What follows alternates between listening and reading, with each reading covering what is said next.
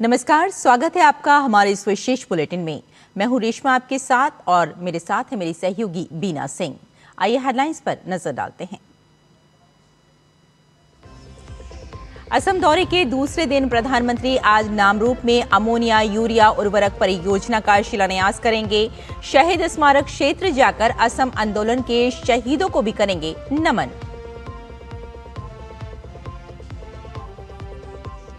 Hackers की ghost pairing campaign के कारण सरकार ने व्हाट्सएप यूजर्स के लिए चेतावनी जारी की। लोगों को परिचित कॉन्टैक्ट्स से आए संदिग्ध लिंक्स पर क्लिक न करने की दी सलाह।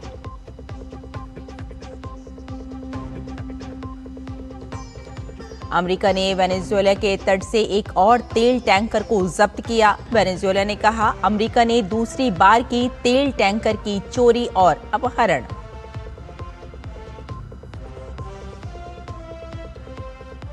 अंडर 19 एशिया कप में भारत और पाकिस्तान के बीच आज दुबई में खिताबी भिड़ंत।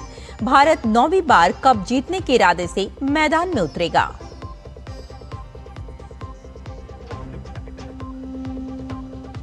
और दिल्ली एनसीआर समेत समूचे उत्तर और मध्य भारत में सर्दी और कोहरे के सितम से ठिठुरी जिंदगी।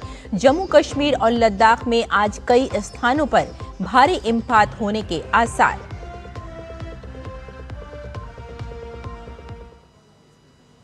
और आइए अब समाचारों पर डालते हैं विस्तार से नजर। प्रधानमंत्री नरेंद्र मोदी के असम दौरे का आज दूसरा दिन है। प्रधानमंत्री आज ऐतिहासिक असम आंदोलन के शहीदों को श्रद्धांजलि अर्पित करने के लिए शहीद स्मारक क्षेत्र का दौरा करेंगे। 6 वर्षों तक चला ये जन आंदोलन राज्य की पहचान और सुरक्षा के सामूहिक संकल्प का प्रतीक रहा है। इसके बाद प्रधानमंत्री डिब्रूगढ़ जिले के नामरूप जाएंगे, जहां वे ब्रह्मपुत्र घाटी उर्वरक निगम लिमिटेड BVFCL के वर्तमान परिसर के भीतर स्थित नई ब्राउन फील्ड अमोनिया यूरिया उर्वरक परियोजना का भूमि पूजन करेंगे। 10,600 करोड़ रुपए से अधिक के अनुमानित निवेश वाली ये परियोजना प्रधानमंत्री के किसान कल्याण विजन के अनुरूप तैयार की गई है। ये परियोजना असम और पड़ोसी राज्यों की उर्वरक आवश्यकताओं को पूरा करने के साथ साथ यूरिया के आयात पर निर्भरता कम करेगी। इस औद्योगिक पुनरुद्धार से क्षेत्र में रोजगार के नए अवसर सृजित होंगे और क्षेत्रीय आर्थिक विकास को गति मिलेगी। इस अवसर पर प्रधानमंत्री एक जनसभा को भी संबोधित करेंगे। इससे पहले कल गुवाहाटी में प्रधानमंत्री नरेंद्र मोदी ने रोड शो किया। पीएम की एक झलक पाने के लिए हजारों की संख्या में लोग सड़क के दोनों ओर खड़े थे।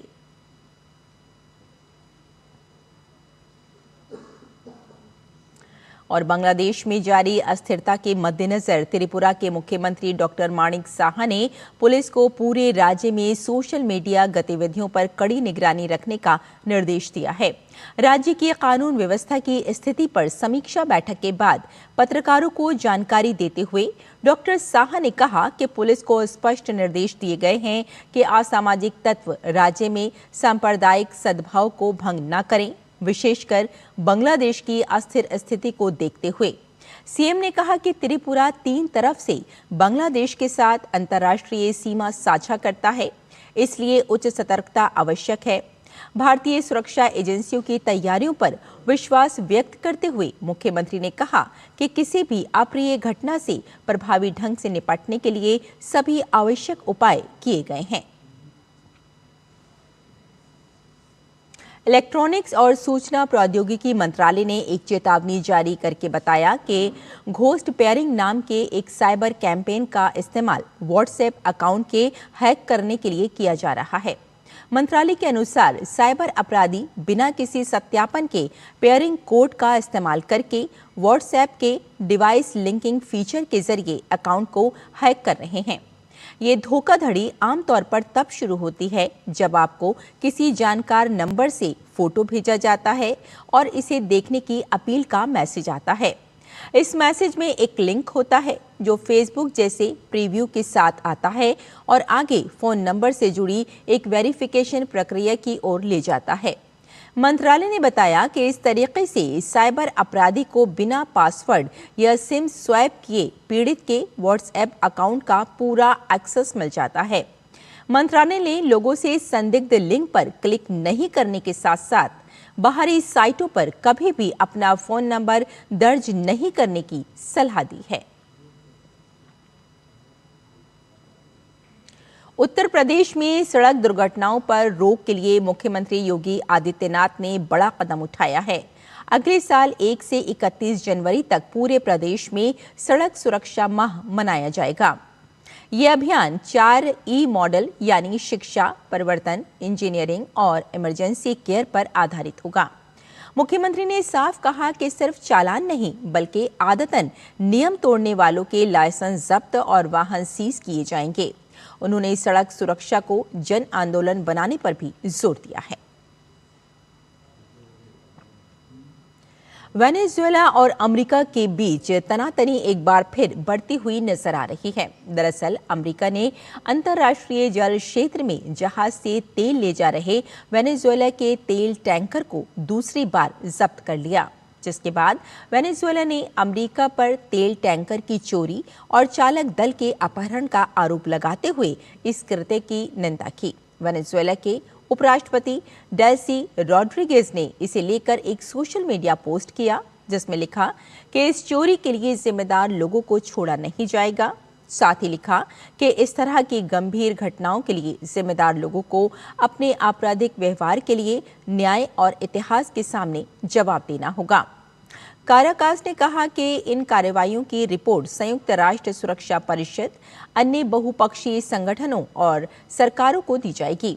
दरअसल अमेरिकी राष्ट्रपति डोनाल्ड ट्रंप ने वेनेजुएला पर नार्को टेररिज्म का आरोप लगाते हुए वहां से आने जाने वाले प्रतिबंधित ऑयल टैंकरों पर पूर्ण नाकाबंदी लगा दी है, जिसके बाद वेनेजुएला से आने जाने वाले तेल टैंकरों को जब्त करने की कार्रवाइयों की जा रही है। अमेरिका की जेफ बेजोस के एरोस्पेस कंपनी ब्लू ओरिजिन ने अंतरिक्ष यात्रा के इतिहास में एक नया अध्याय जोड़ दिया।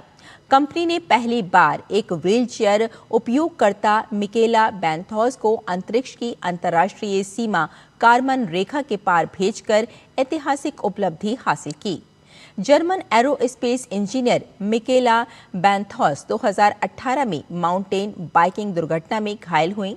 इसके बाद उन्होंने व्हीलचेयर में रहने वाले लोगों के लिए अंतरिक्ष यात्रा को संभव बनाने का काम शुरू किया।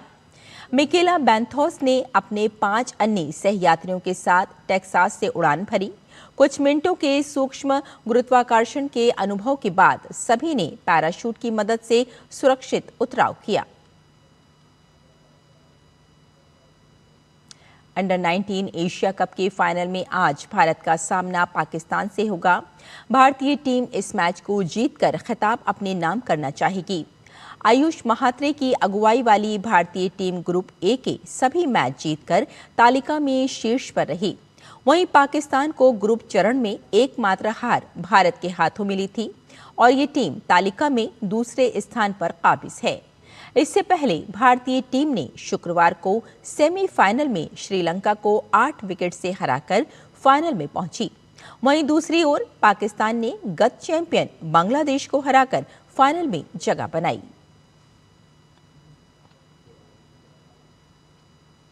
उत्तर और मध्य भारत इस वक्त कड़ाके की ठंड और घने कोहरे की गिरफ्त में है।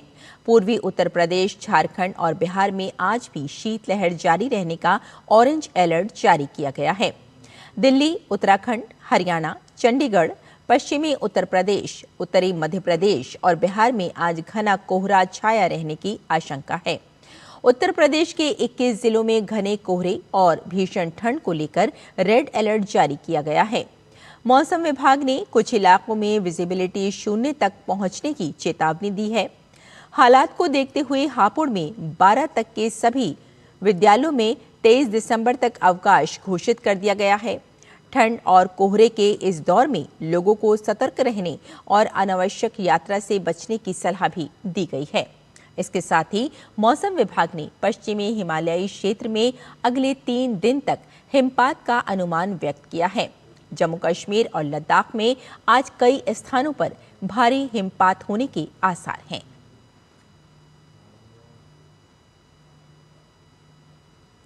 तो हमारे इस विशेष बुलेटिन में फिलहाल इतना ही। मुझे और मेरी सहयोगी बीना सिंह को यहीं अनुमति दें। नमस्कार।